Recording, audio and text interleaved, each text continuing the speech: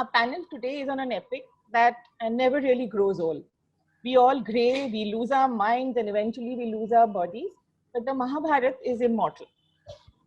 We have a panel of scholars with us today who will talk to us, debate about the topic, and share with us this deep knowledge that they have gathered on this. But first, before we jump into the panel, a small note. We would like to dedicate this panel to Rukmini Gupte, a young and passionate student of mythology whose deep insights and involved arguments on the subject have left a deep imprint on the way mythological was conceived of and shaped. Rukmini left us too early. She was snatched away by a cruel disease long before her time had come or her work was done. She's a rare human being whose energy and vitality spared nothing and no one. Nothing fazed her, and it is her indomitable spirit that we raise a toast to and thank her family for their generosity in supporting this panel. Thank you very much. And now our panel today is reading the Mahabharata in 2020, Battle Song of the Righteous, or is it an anti-war poem? Our panelists today are not just scholars with a string of titles attached to their names. Of course, they have that. They all they are all extremely scholarly in their own right. But what is unique about them is that they have something that very few people have. They have the ability to wear their knowledge and scholarship lightly and speak to us, the ordinary people, in a manner that we understand the complexity of this epic. We don't feel intimidated when they tell us about things. We don't feel intimidated by the knowledge that they have. And that's a rare quality today. From all of us at Mythological, I extend all of you a very, very warm welcome. We have Dr. Gauri Mahulikar. Dr. Mahulikar is Dean of Chinmaya Vishwavidyapeeth, and former head of the Sanskrit department. Dr. Mahulikar is a treasure. Not just for the knowledge that she holds and with so much ease and simplicity, but also for the profound insight that she brings to the subject. She holds a doctorate in Sanskrit and has published several books and research articles in English, Marathi, Hindi, and Sanskrit. She was instrumental in launching courses in manuscriptology, bhakti literature, and mysticism in the Sanskrit department. Dr. Mahulikar has several awards to her credit. And if I had to list them all, it would take the better part of the day today. So I shall not go into all of them, but simply say that the panel is richer today for her presence. Dr. Patnaik, there is something that, we all say when we start studying this subject, is that the more you learn, the less you know. And that is a metaphor that applies to Dr. Patnaik, because there is so much that he has to give that there doesn't seem to be ever an end to knowing him. And to introduce him is even just a bit of what we get to know the man truly. He has no introduction, let me tell you, will do him justice, but I shall try nevertheless. He was professor of English and linguistics at IIT Kanpur, where he spent the greater part of his teaching career. Apart from that, he has designed and taught a course for IIT Hyderabad on the human condition as depicted in the Mahabharata. He has done similar courses for many reputed institutes across the country. But his lifelong passion and his subject that nobody can match him on is the Sarla Mahabharata, which is the Uriya version of the Mahabharata. Few of us know about it, and few of us will ever be able to know as much as Dr. Patnaik does on the subject. You can Google him or simply read his blogs where he blogs online, and you will get to know the rich, rich treasure that we have all been missing out on. We have with us Dr. Pradeep Bhattacharya, and I'm always, let me tell you, very afraid to introduce Dr. Bhattacharya, because every time I say something, there's a voice knocking on my head which says, but you've left that out, you've left that out. And I don't think I'll ever be able to kind of get everything in one introduction. But he's a man of, a man of diverse talents with an amazing capacity for writing succinctly and debating without rancor. These are rare, rare qualities that we have come to value in the lives that we lead today. Dr. Bhattacharya has been a mentor for many. Pradeep Da, as he is commonly called and as he so generously allows us to call him, is retired as an IAS officer. He has a PhD in comparative literature for his research on the Mahabharata. He has been the West Bengal state government's nominee on the Board of Governors at the Indian Institute of Management, Kolkata, for over 15 years. And he is regional editor for the Mahabharat Encyclopedia Project and has initiated a regional Mahabharata's documentation project by the Indira Gandhi National Center of Arts, New Delhi. He has authored and edited numerous books, and you can find all his achievements on all that he has done on his website. I would request all of you to do that after this panel. Pradipta, it's an honor to have you with us. Thank you. Without any more ado, let me get to our epic. For many of us, the Mahabharata is a text that we will never ever fully be able to know. It is so vast for one, and also because it is so, it has so many layers to it, that every time we unpeel a layer, it seems as if there is one more layer waiting to be looked at.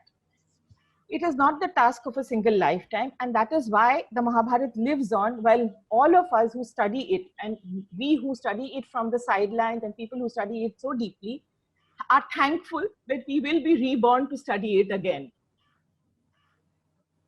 Mahabharata is a living text. It is not shut inside a book, or nor is it piled up in an ancient dusty library, nor is it dead.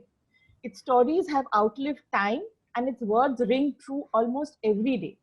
They resonate with the things that happen around us, be it in our understanding of dharma, be it in the understanding of strategy of how we should live our daily lives for that matter.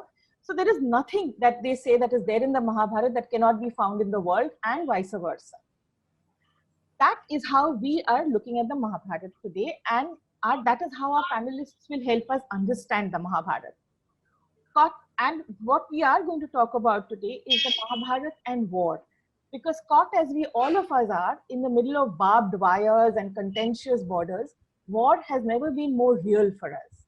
It's something that we look at and stare in the face every day. And here is an ancient text that has really helped us understand it in a very different perspective. So without explaining it any more detail, I'm going to jump into our questions today. Our first question, Dr. Mahulikar, I'd like to start with you, is that how do you see the Mahabharata? If I'm reading it in 2020, do you see it as a story of good versus evil, as we often talk about it? How do you see the story? Yeah, as you rightly said, Arundhati, it is good versus evil. And as Bhagavad Gita sums it up at the end, yato dharmastato jayaha, so like that. So wherever there is dharma, there has to be the victory. And that is why Pandavas won over the Kauravas. So that is, in a nutshell, what Vyasa also had to say, And but then there is one agony for even the Veda Vyasa, that the dharma, acharana, the dharma is not put into practice. Howsoever hard you may try to inspire people, to motivate people to go on the dharmic path, people are not willing to do that. And that is the agony, that is the pathos, Vyasa himself says, Urdhva Bahur Viromeshaha Nachakaschit Shrunoti Mam. I'm flying my hands above, arms above, up in the sky, and I'm crying. Nachakaschit Shrunoti Mam. Nobody listens to me. And what am I crying? What am I proclaiming? Dharma darathascha kamascha sadharmaha kinna sevyatam. Artha and Kama would come automatically if you follow Dharma. So why not follow Dharma? So even in those good old days, he failed, in spite of his being Rishi, he failed to bring people on the dharmic path. So what I see today, the repercussions of that, or what we have Mahabharata in practice today, we see all around us, howsoever we vouch for the good, howsoever we vouch for dharma, the bad is conquering. We see around us, so many evil things happening, and the dharma catching hold of dharma, by neck. So, so this is the sorrow of Vyasa, and we are not different from him in crying the same. I'd like to come to you, Dr. Patnaik, if you could tell us how you read the text today. Yeah, yeah. I am talking about Sarala Mahabharata. Yeah. So let me say in the beginning, right in the beginning, that it's a very creatively different kind of Mm. verse. So, but I will not be able to sort of, the episodes are different. So whatever I'll be doing, I'll be relating to those. Yeah. But obviously there will be no time for me to, sort of relate to those episodes. Mm. So I would, I would beg her forgiveness for that. Mm. And I would request if somebody is interested, may kindly look at my blog for whatever.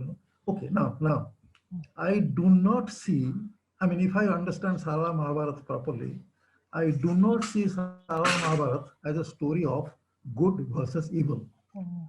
There is, everybody is gray.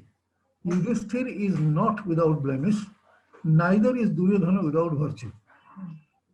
And Duryodhana, on the question of, see this, succession, on the question of succession to the throne of Hastinapura, uh, it is not the case in Sala Mahabharata. The case is not clear cut that the Pandavas had a right to the throne.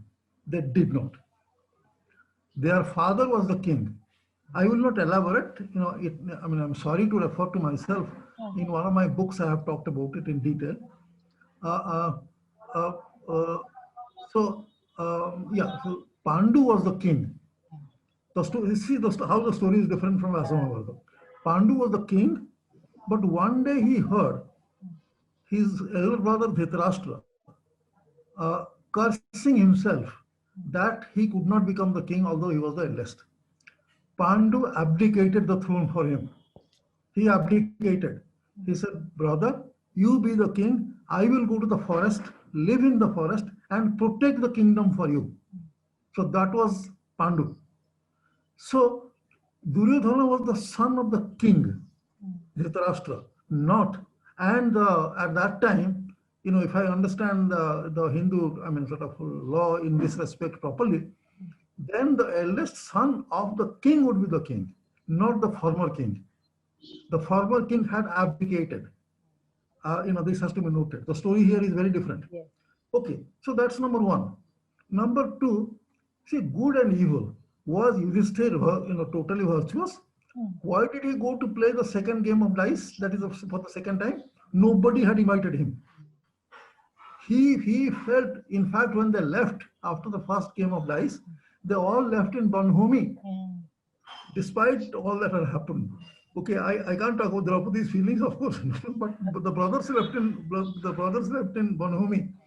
But then, why did he go? He felt so bad that he had lost, in the game, that he wanted to win. So this desire for winning, was what that drove him there. Nobody had invited him to go there again. Nobody. Okay, that's one. And as I said, Duryodhana's case is complex. The eldest son of the king became the king. And Duryodhana did not die as a crown prince. He died as the king of Hastinapura. That's an important, sort of point to make note. And when he was the king, and he was made the king by the proper sort of, in the proper way, proper ceremony, Bhishma and others had agreed that he should be the king under the wrong impression at that time that the Pandavas had perished in the fire. Okay, so whatever, without going into those details, so the case of the Pandavas was not quite clear. So that was, so that's one thing that I would say. Yeah. But let me quickly approach this question from a different angle. Let me talk about, we say that Kurukshetra war was was a war of dharma. Okay, so it was dharma yuddha. Now let us, and what I'm going to say would probably clarify, Sarala's stand on this. Yudhishthira says that it is dharma yuddha. He is the one who uses this word dharma yuddha. Not exactly like that, but roughly, like that. He says, he calls upon, before the war actually started, he calls upon the Kauravas that whoever wishes to fight for dharma, please come to my side. And somebody called, one of Duryodhana's brothers called Durdasa. He is the equivalent of Yudhishthira. So anyway, so he came to his side. So that is where the reference to dharma, that Kurukshetra war being dharma yuddha is made. Okay, that is one.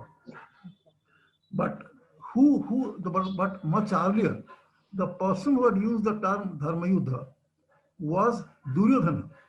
He is the first person to say that Kurukshetra war is going to be dharma yuddha. But what was his reason? It was not the cause. It was not the cause. That the cause of succession and all that, and we are the usurpers and Pandavas are the rightful owner, nothing of that kind. He said it is going to be dharma yuddha because of Lord Krishna's presence in it. When Narayan is there in the battlefield, the entire field becomes sacred. That is why it is dharma yuddha. And Narayan is going to be the witness. So let us fight the war in a proper way, and they worked out a code because Narayan is the witness. That is how the word dharma yuddha was used. And yeah, and just one more thing, and just one. Yeah.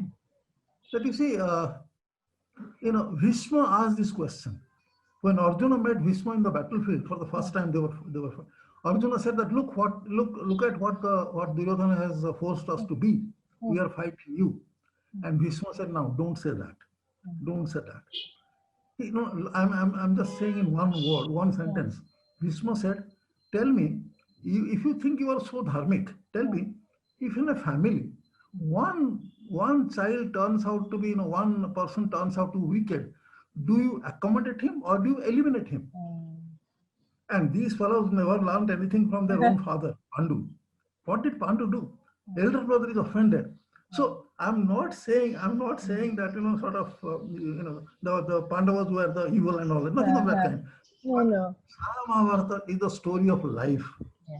The story of life. Okay. It's fascinating. The minute you step out of what we know into areas that the diversity exists within our own country in so many ways, and we get to see this side of the text, and I'd like to ask Dr. Bhattacharya now to tell us how he reads this in 2020. Thank you very much. I will show you this. I hope this is visible. Yes. Okay. You will notice this is the Shanti Parva. Yeah. I am showing you this because I completed this translation, because in the 9th century from Kashmir, Anandvardhan said that the prevailing rasa, the prevailing flavor of the Mahabharata through the sorry end of the Yadavas and the Pandavas is serenity, Shanta, with the complementary sthai bhav, the abiding emotion of vairagya, distaste, or nirveda, total indifference, aiming at the human goal of moksha. This, according to the 9th century insight, is what the Mahabharata is teaching you. Now, in the 10th century, when Abhinavagupta wrote his commentary on Anandvardhan, he said, Shanta is the 9th rasa. So he invented or discovered a 9th rasa beyond the 8th classical and said Mahabharata teaches this. So this is one view. The classical view of Mahabharata is here. Now let me read to you the modern view. I am quoting a modern poet, T.S. Eliot, who says, what is the Mahabharata? The bitter tastelessness of shadow fruit. The bitter tastelessness of shadow fruit as body and soul begin to fall asunder. And to complement this, I read to you from the Drona Parva what Sanjaya says.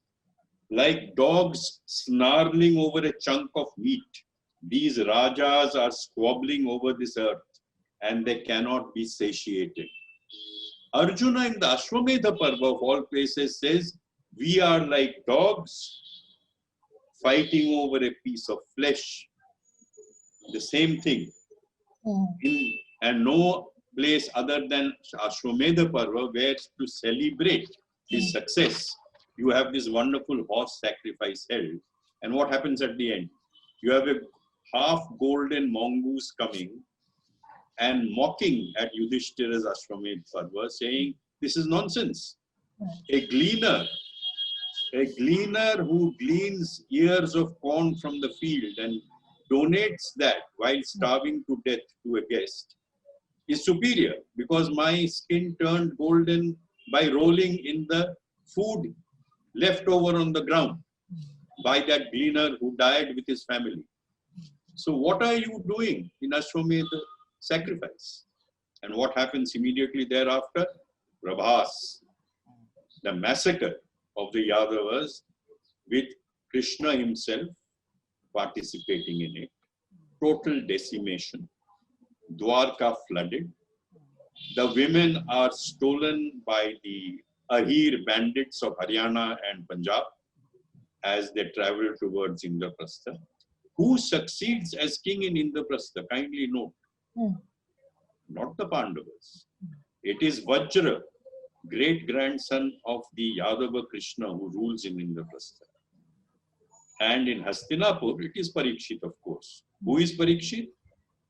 Grandson again, through Subhadra of Krishna. So you have the Yadava hegemony taking over. The Pandavas are an excuse to wage a terrible war. At the end of which, what does Yudhishthir say?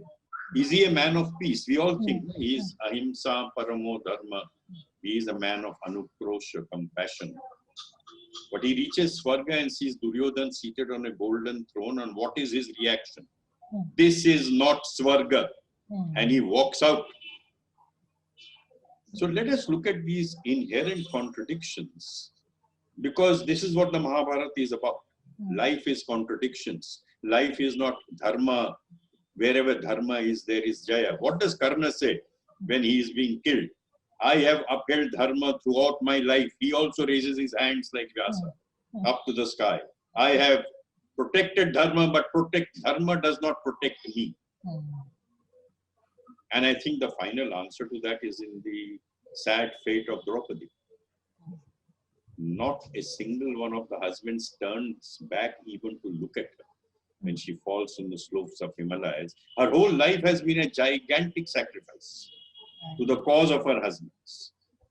So you have immolation of the feminine for the glory of the husbands who do not bother about that. They leave that behind, falling one by one, each because of some peculiar failing. It's almost like Hamlet, you know, that a noble character ruined by one failing.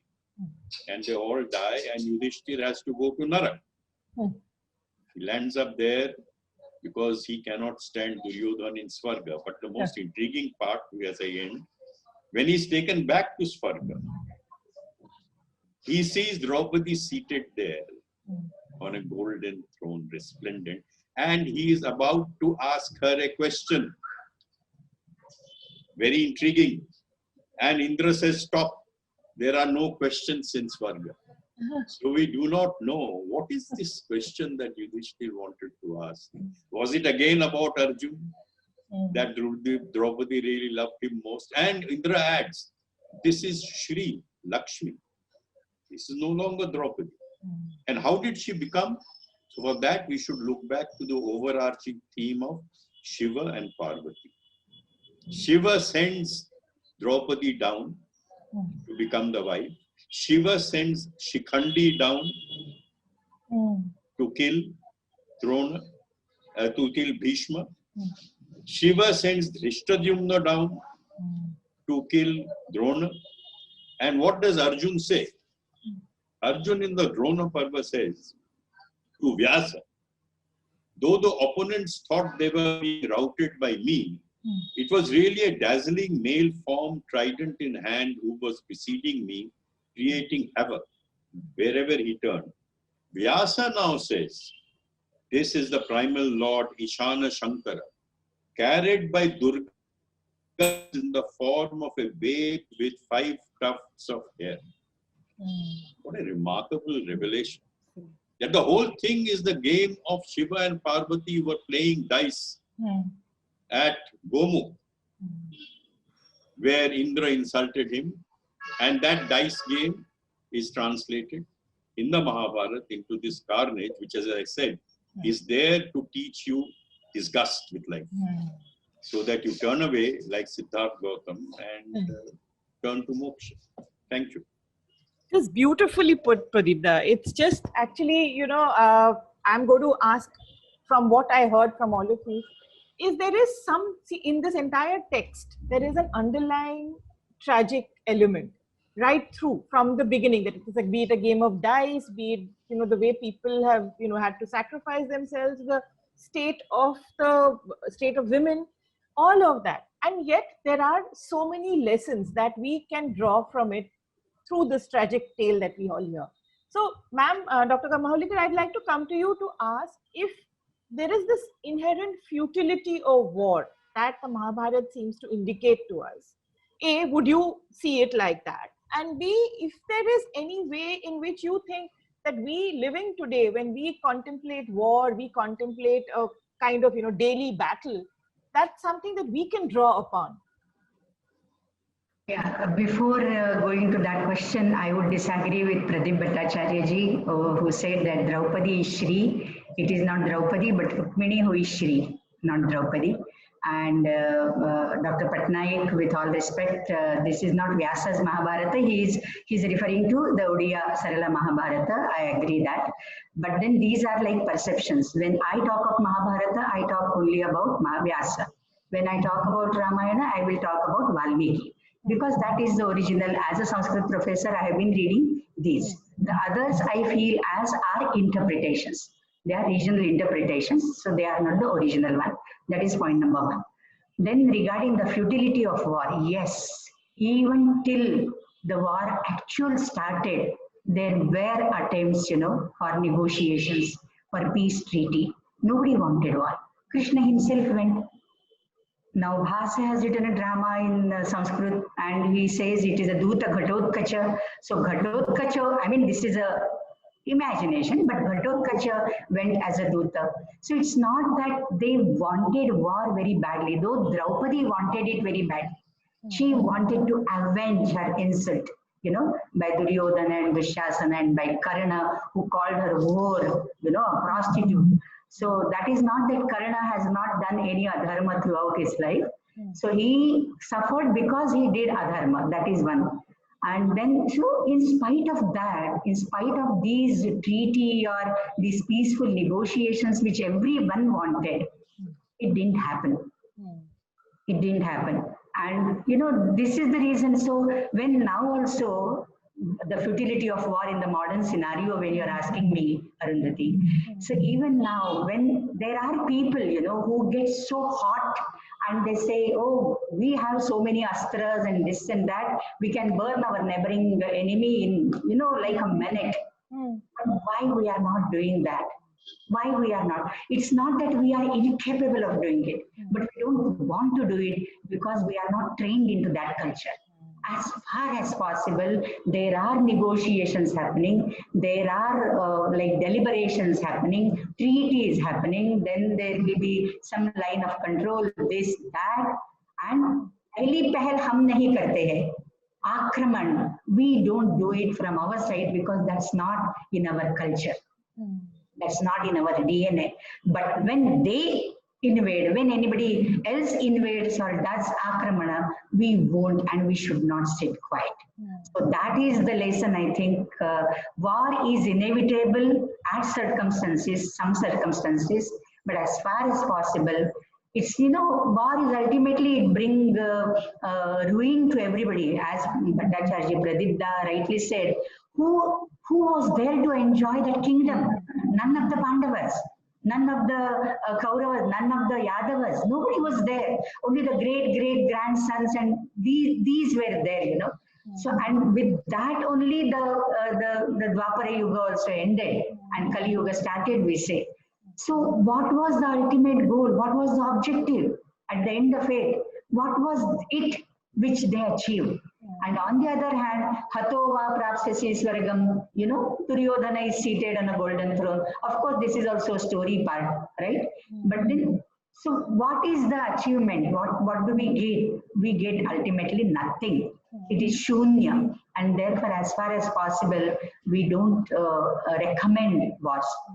That is, I think, my Thank you so much. I mean, what is interesting, I'll come to you, Dr. Bhattacharya, first, and then I'll go to Dr. Patnaik.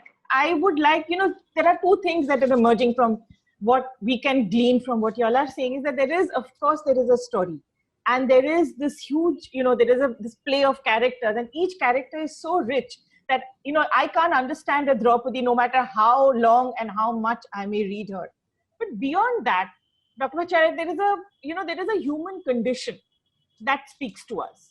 Like you mentioned that how when Yudhishthir sees Duryodhan seated on the golden throne, how does he react? And that is that human, typical human character that the Mahabharata always brings out.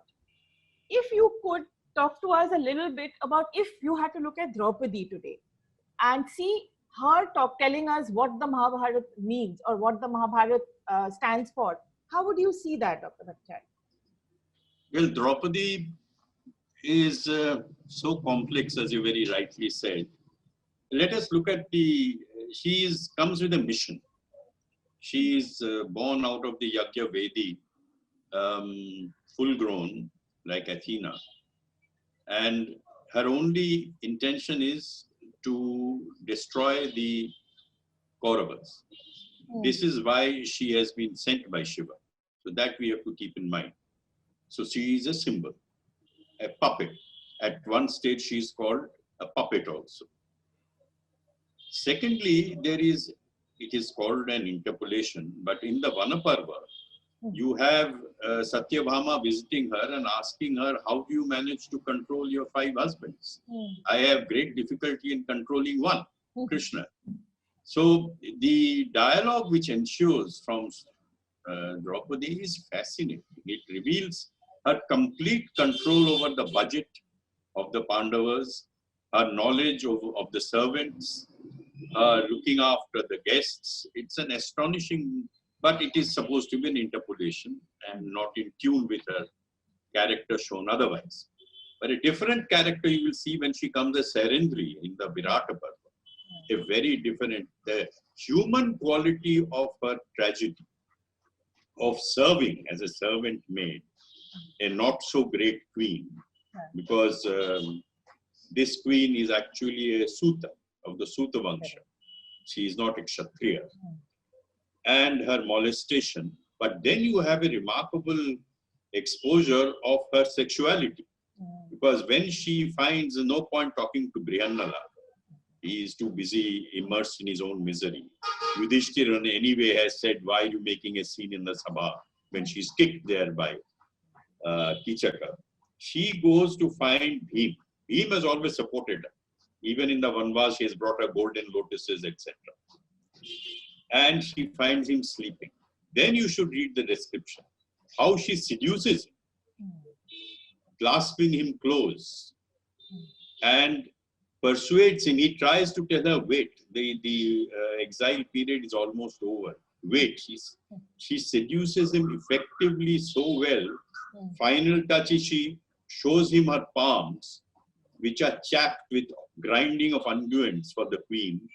And Vrikodar takes her palms in his hands and weeps, seeing their condition, and sees this chap will die tomorrow night.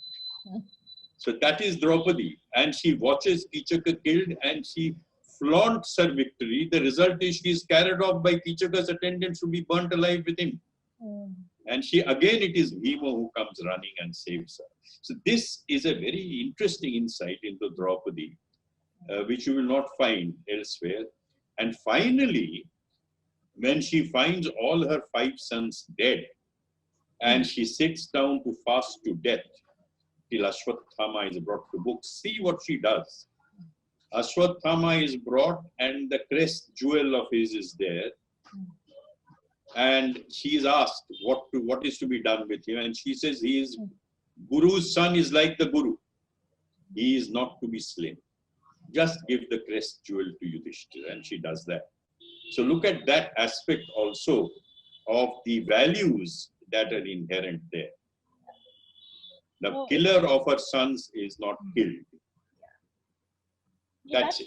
That's the layering, and you brought it out really, really beautifully. It's the layering of these characters which always tell you that dharma or good or evil and adharma are not cast in stone.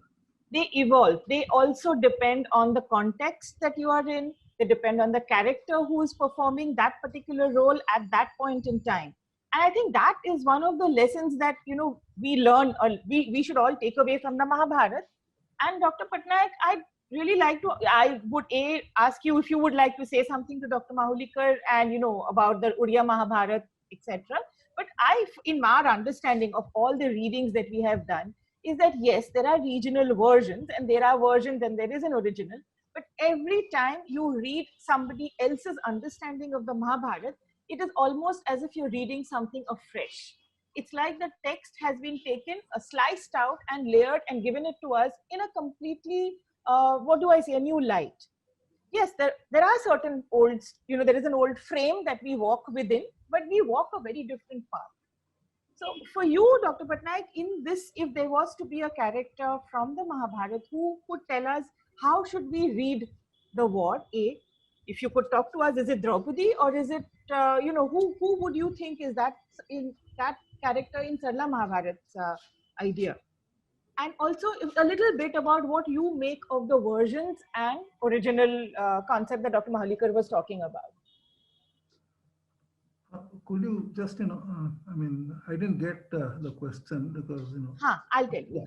So, So one is, so I said that when we read the different regional versions of the text, we all look at it, it's a completely fresh look, you know, so there's an interpretation. So Dr. Mahulikar was also mentioning that there is an original that you look at, and in the original, there is this dharma and adharma, this yudh that is there, that is part and parcel of the original text.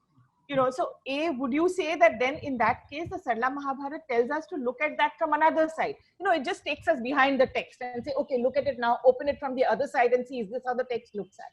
Is that the version, or do you think it is a context that brings to us, which is so different that we, you know, we should look at it as a fresh, completely new story totally? Yeah, you know, see, this, there is not enough time to talk about all this. You see, this whole question of original. You know, is Mahabharata original? Is Bharata original? Is Jaya original? Or, you know, there are still, you can go back. So that question, you know, that's a different thing. And another thing is, you see, what happens is, you know, many stories are told. You know, they're told by many people in many ways. Somebody puts them together in a very creative manner. It's like it's like these streams of Ganga. You know, so many streams come.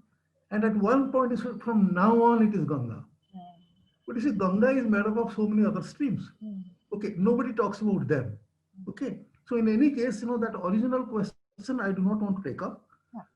For us, for me, as far as I'm concerned, all these are wonderful works of art. I, as a student of literature, read these, whether it is Vyasa Mahabharata or Sarva Mahabharata or Kamban Ramayana, or Valmiki Ramayana, all these are works of art. Okay, beautiful, you know, sort of narratives. That's it. Okay, and yes, with respect to Vyasa, with respect to Sarva Mahabharata, the original is Vyasa Mahabharata. Okay. But whether Vyasa Mahabharata is original, as I told you, I have already given a suggestive answer. Okay, that's one. Now, talking about, you know, so I thought you would ask about Draupadi, you didn't. Okay, thank you. Why don't you tell us? I mean, you don't. Thank you. But about the war, yes. See, Sarala's position about the war is very clear. One, and I put them like this. Number one, war is sinful.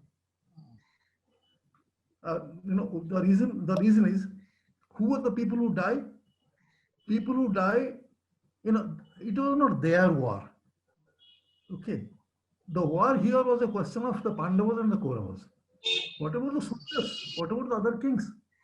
So, I mean, ultimately, it was not Krishna in Sarva Mahabharata who goes and decides whether the war will take place or not. You know, that he's not a final emissary. Yudhishthira and Duryodhana meet in the battlefield. You know, shortly before the war was to begin, they meet. And to cut the long story short, Yudhishthira tells Duryodhana that, look, do this. You know, I mean, see, it is a fight between you and, you know, 100 Kauravas and we 5 Pandavas. Let 105 fight. Why involve all these? Let them go back.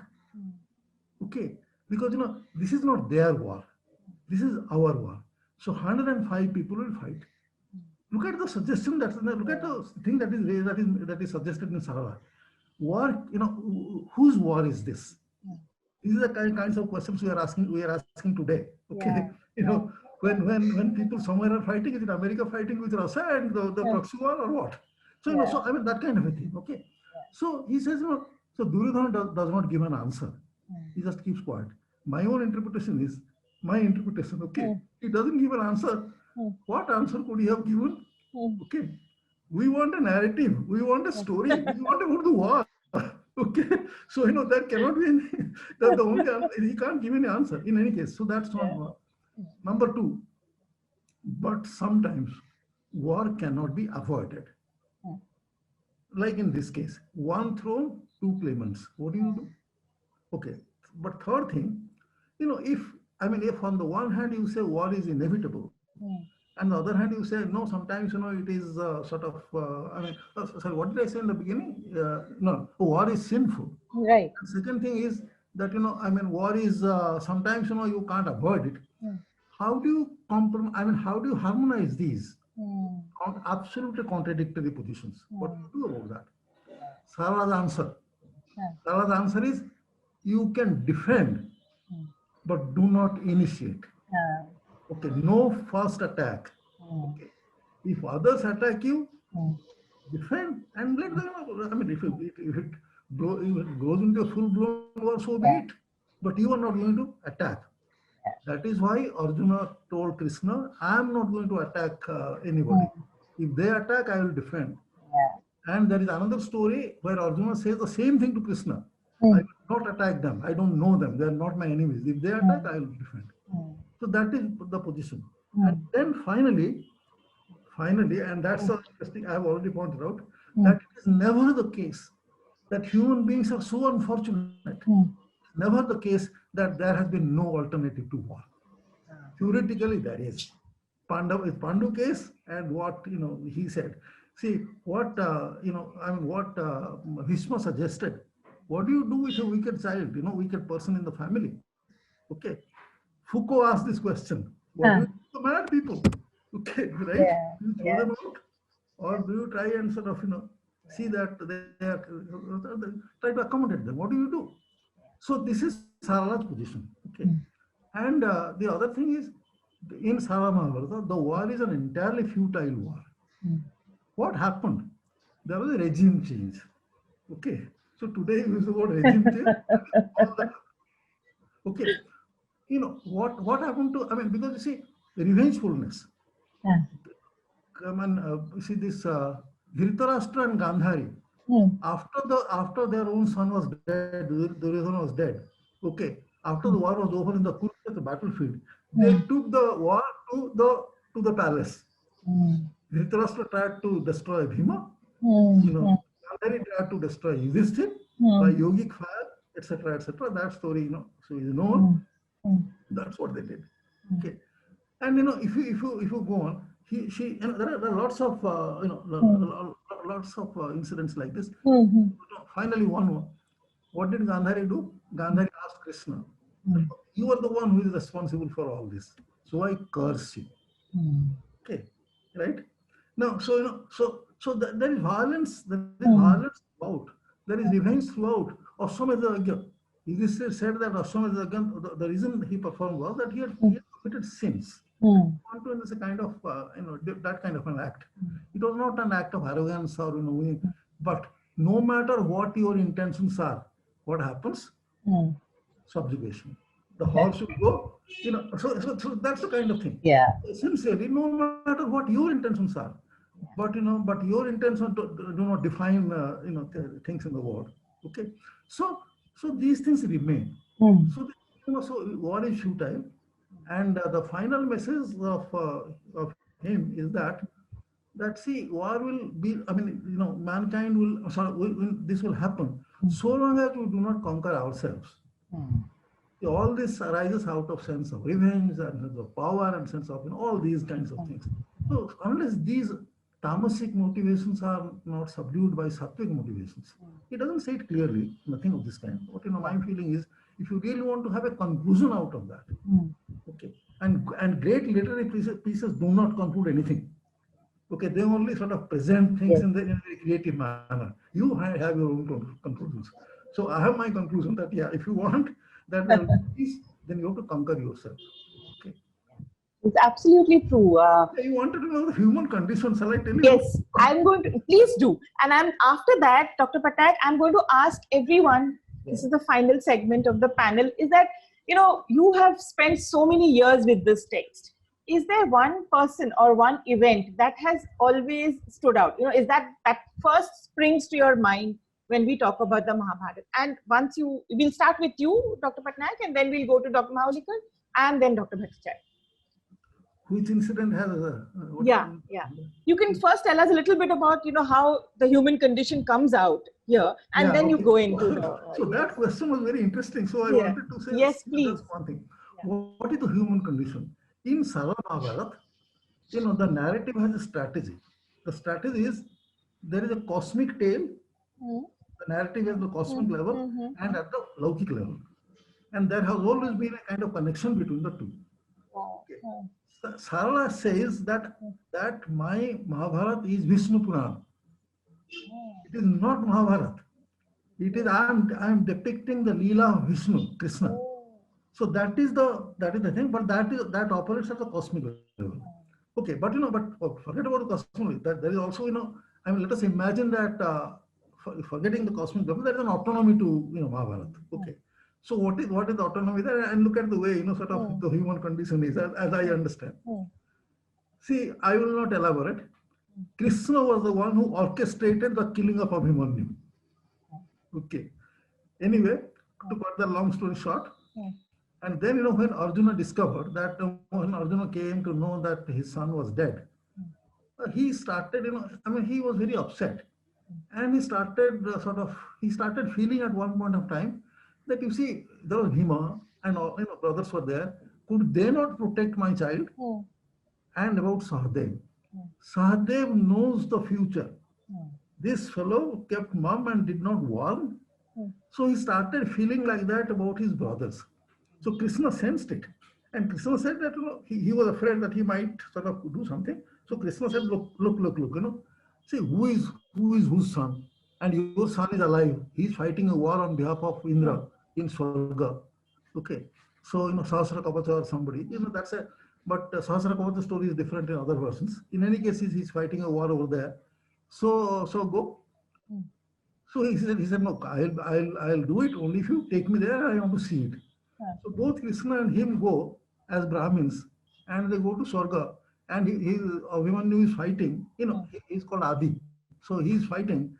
So when Adi was fighting, and he suddenly saw these two people, Brahmins, he said, hey, you from the Martyalok, I'm afraid that my arrows might hit you. So please go away. Why have you come here?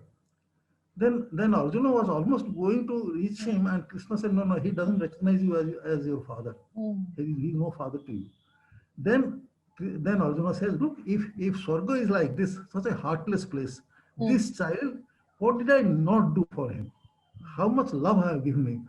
Not even 24 hours have passed, and he has forgotten all this. So this heartless place, I don't want to be, let us go back. So Krishna shows him, he has given him a vision of life. It's a truth in some form. When they come back, he finds Draupadi crying and, the women crying. And he suddenly makes a promise. I am going to kill what was he killing? And I'm going to kill Jayadratha by tomorrow in the evening. He knows the truth. He knows the truth. Knows the truth about life. Okay. This is the human condition. It is not that we do not know. It's not that sometimes a glimpse of eternity do not really reach us. What happens is, call it illusion or call it the human limitations or whatever it is. We are such that we cannot always live with it. So we return. So all the time, we are sort of, we are in a kind of, that's the kind of human condition. We know, but we forget. Right. So, okay, so that is the kind of. Should I? That is what it is. And what else did you ask? I said one character that stands out for you as something, every time you look at the text. Yeah. See, you know, there are, I mean, there are hundreds of stories in Saga Mahabharata which impress me equally. Okay. Which impress me equally. So, yeah, you know, which impress me equally. I said, but one I'll tell. Okay. You know, this, there are many really. I don't want to tell you this. There's a better one, but I'm telling you this. Okay. And this is about Sahadev. Okay. You know, there is something which I have not clearly understood, but probably it is like this. If you ask Sahadev, he has to answer because he knows. He can all, he has a boon. He can look at his palm and the entire past and future will be revealed to him. Okay. So he knows all. He is, you know, he is a knower of the past, the present, and the future. Okay.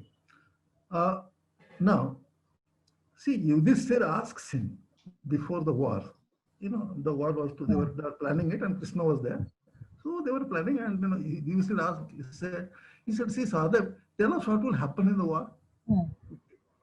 And you know, Sahadev has to answer. Okay.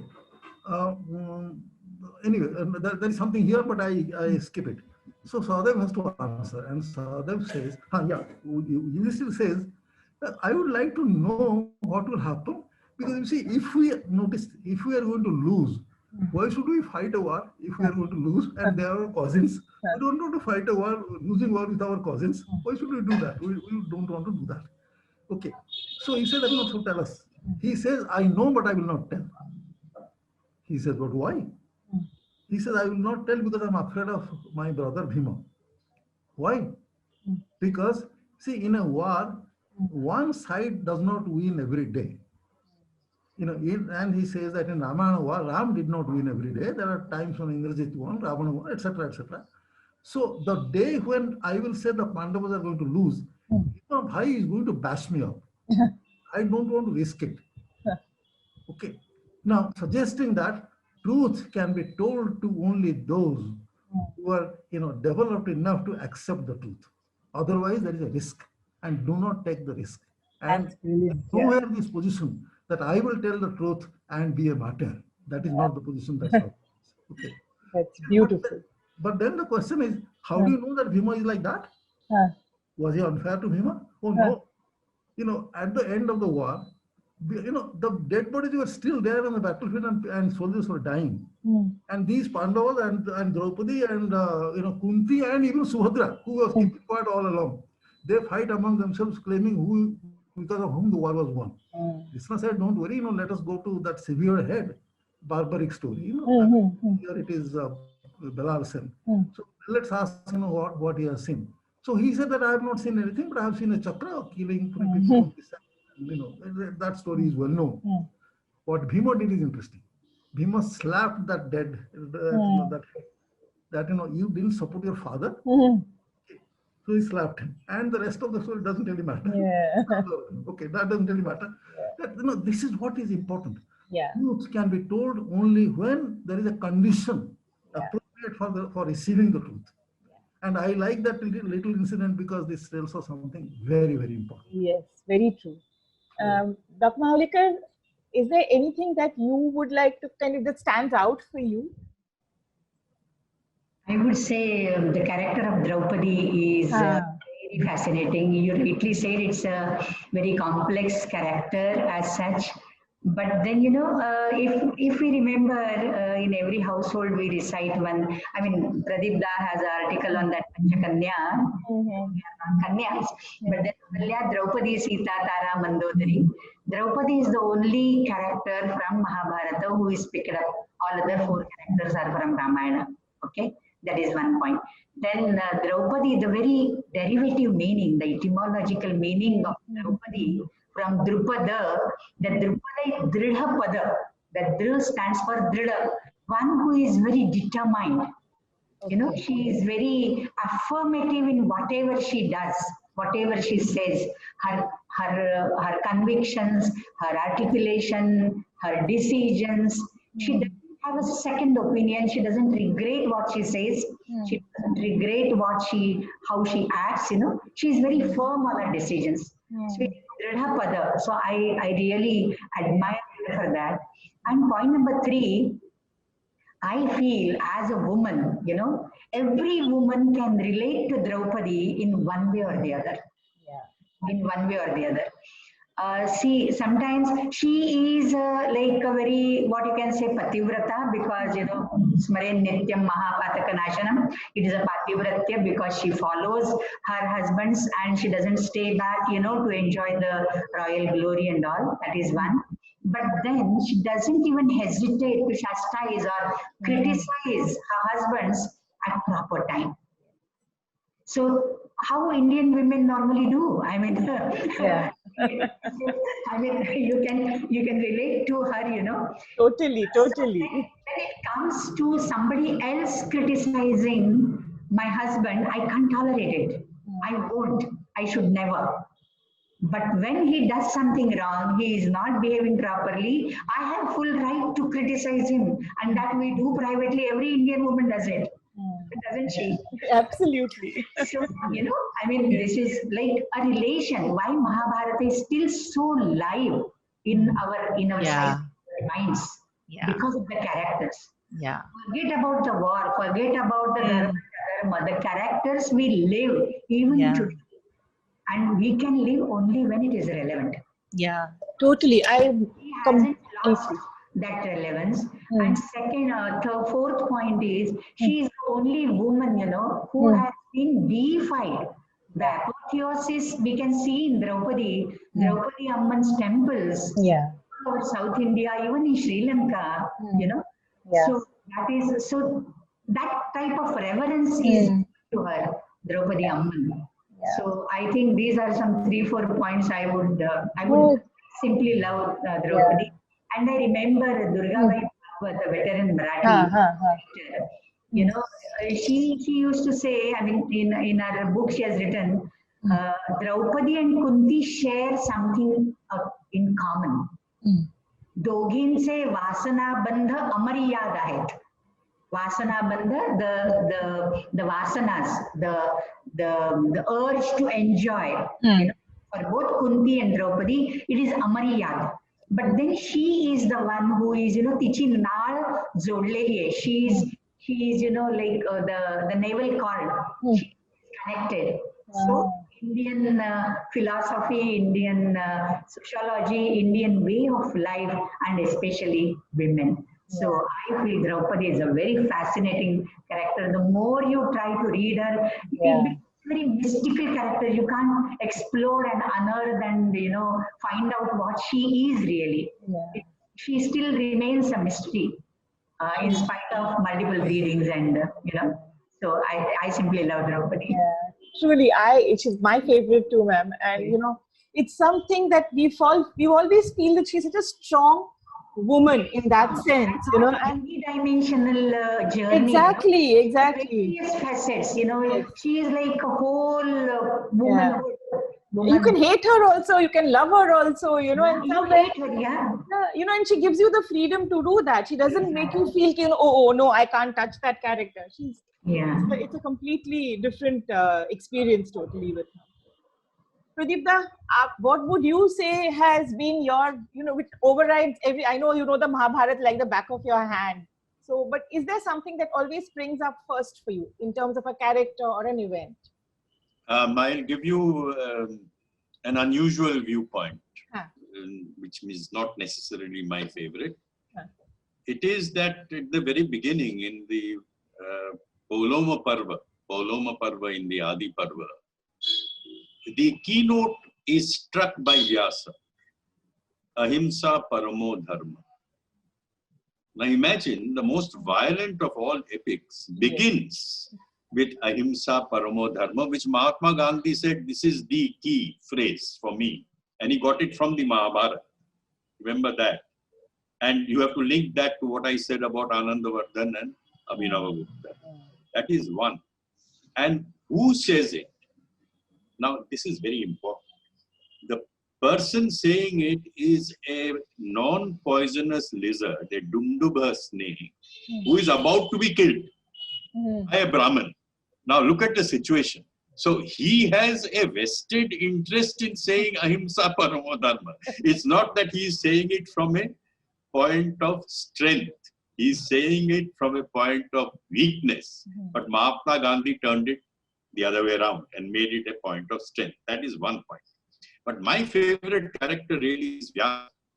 And I'll tell you why. Here is a man who, in time, according to Adi Parva, composes the Mahabharata.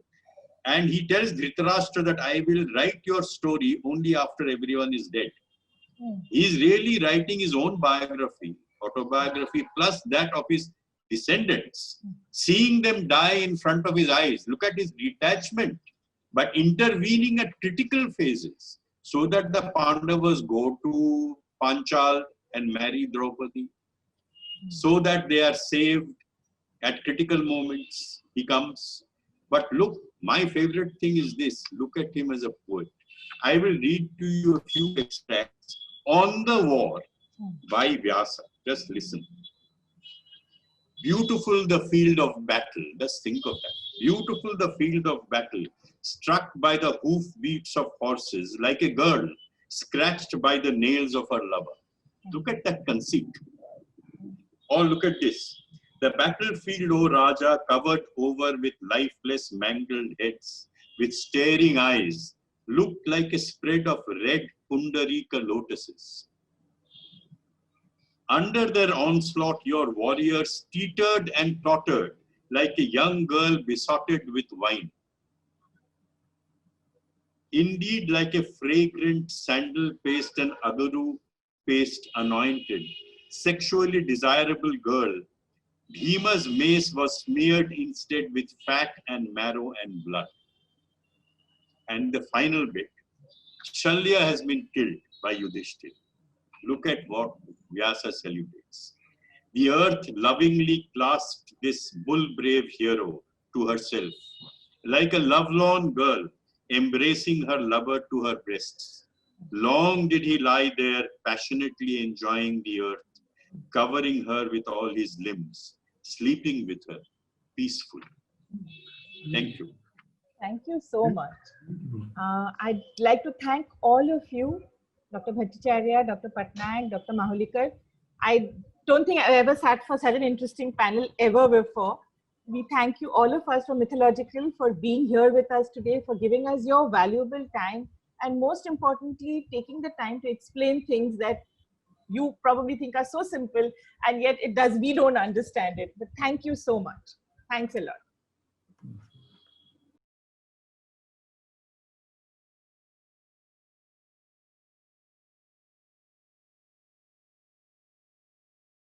So one of the questions is that would it be possible to get a list of books written by our panelists and their official websites?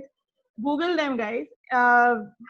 B.N. Patnaik, Dr. Gauri Mahulikar, Pradeep Bhattacharya are extremely active on the net. So one Google and you'll find everything that you need on it. There's another question, Vibhuda, I'll go to you and then to ma'am, is that as a research scholar focusing on mythological fiction, this session gave a lot of interesting insights. Now, if we consider that the war was for revenge for Draupadi, did she really have an alternative?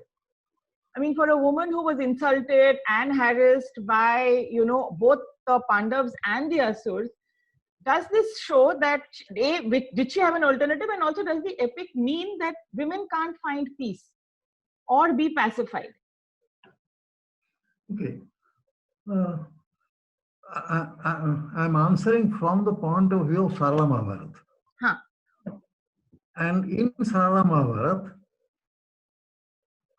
if I look at it from the point of view of Sarala Mahabharata, there is always an alternative.